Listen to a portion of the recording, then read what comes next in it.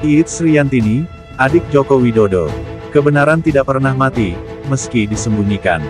Oleh Kristovita Wiloto, Chairman Strategik Indonesia.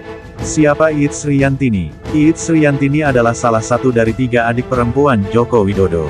Ia lahir dan besar di Solo, Jawa Tengah, dalam keluarga sederhana yang tinggal di kawasan pinggiran kota. Ayah mereka adalah seorang penjual kayu dan bambu keliling. Ibu mereka adalah ibu rumah tangga yang setia membesarkan anak-anak dalam keterbatasan ekonomi, namun kaya akan ketekunan. Iit dikenal sebagai sosok yang pendiam, tidak banyak bicara di ruang publik.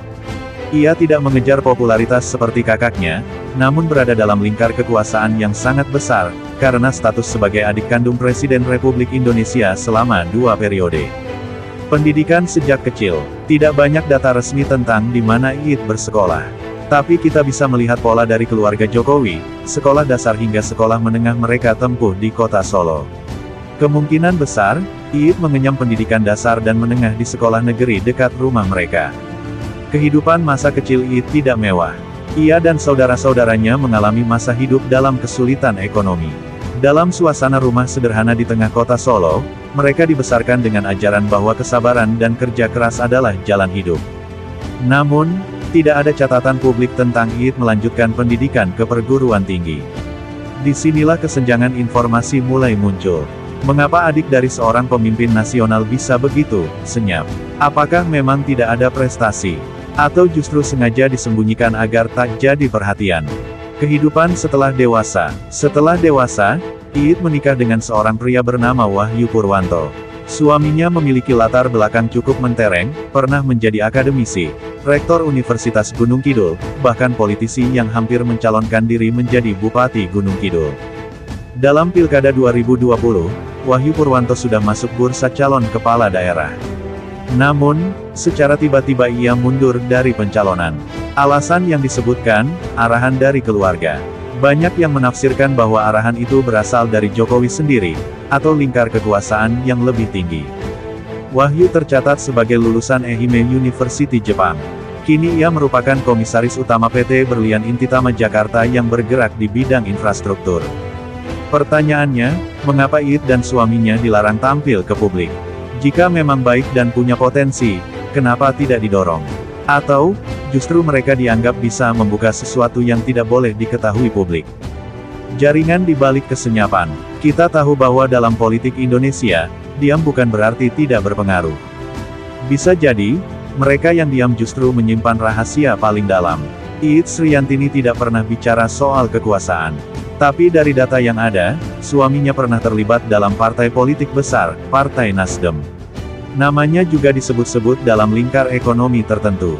Dalam dunia intelijen dan strategi, orang yang tidak muncul ke permukaan justru seringkali menjadi penghubung jaringan yang lebih besar. Jika ini benar, maka peran Iit bisa jadi lebih penting dari yang tampak. Diamnya seseorang dalam bayang-bayang kekuasaan tidak otomatis membersihkan dia dari potensi dosa struktural. Dalam dunia kekuasaan yang rusak, kejahatan tidak selalu dilakukan sendiri. Kadang seseorang dipakai tanpa sadar, atau dengan diam, ia membiarkan kejahatan itu terjadi. Dalam perspektif Alkitab, ini disebut dosa karena tidak melakukan apa yang seharusnya dilakukan, Yakobus 4 ayat 17. Arahan Tuhan Yesus, kebenaran akan tetap berdiri. Tuhan Yesus pernah berkata, tidak ada sesuatu pun yang tertutup yang tidak akan dibuka, dan tidak ada sesuatu pun yang tersembunyi yang tidak akan diketahui, Matius 10 ayat 26. Ini adalah prinsip kekekalan. Kebenaran tidak bisa dibungkam, tidak bisa dikubur oleh kekuasaan, dan tidak bisa dimusnahkan oleh uang. Jika Iit Sriyantini tahu sesuatu, maka Tuhan pasti sedang menunggu waktunya untuk membukanya. Jika dia tidak tahu apa-apa, maka hidupnya akan menjadi saksi bisu di tengah badai kekuasaan. Jalan pemurnian. Setiap orang, tidak peduli lahir dari keluarga siapa, harus mengalami pemurnian rohani. Tuhan Yesus tidak mencari orang terkenal. Ia mencari orang yang hatinya murni dan mau taat. Bisa jadi Tuhan sedang menanti pertobatan dari keluarga ini. Atau sebaliknya, Tuhan sedang menyimpan mereka sebagai alatnya untuk membuka aib kekuasaan yang korup. Pesan untuk kita semua harus belajar dari diamnya Iit Sriyantini. Kita tidak tahu apa yang sedang terjadi di balik layar. Tapi kita bisa memilih untuk berdiri di pihak kebenaran. Jangan diam kalau tahu ada kejahatan. Jangan bersembunyi di balik nama besar keluarga. Tuhan Yesus akan meminta pertanggungjawaban dari setiap orang, bukan berdasarkan posisi, tapi berdasarkan apa yang dia ketahui dan apa yang dia lakukan dengan pengetahuan itu. Panggilan untuk bertobat. Tuhan Yesus berkata, "Bertobatlah, sebab kerajaan sorga sudah dekat." Matius 4 ayat 17. Ini bukan hanya pesan untuk rakyat biasa. Ini juga pesan untuk keluarga pemimpin negara. Tuhan tidak terkesan oleh jabatan. Tuhan tidak memandang harta, Ia hanya melihat hati. Dengan gentar, dengan cinta, dan dengan takut akan Allah yang hidup. Mari kita renungkan, jika kamu adalah adik seorang presiden, dan kamu tahu bahwa ada kebusukan dalam sistem, apa yang akan kamu lakukan? Apakah kamu akan diam, atau kamu akan menjadi suara kebenaran, walau itu menyakitkan? Tuhan Yesus sedang menunggu jawabannya.